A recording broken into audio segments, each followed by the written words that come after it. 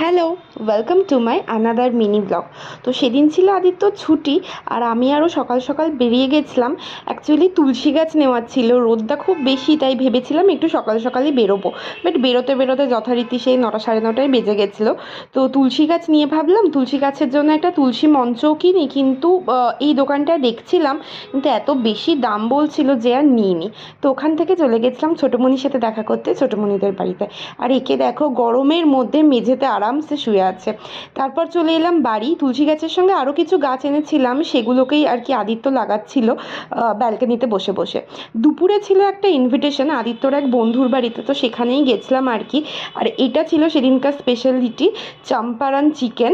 আমি এই first time try করলাম এই মাটির হাঁড়িতে। এখানে মাটানো হয় আর কি, চম্পারন মটন মাটানো হয়, তোমরা নিশ্চয়ই নাম শুনেছো। এত ভালো খেতে ছিল আর কি বলবো। খাবারটা শেষ করলাম কুলফি দিয়ে। এই ছিল আজকের mini blog. Thank you for watching.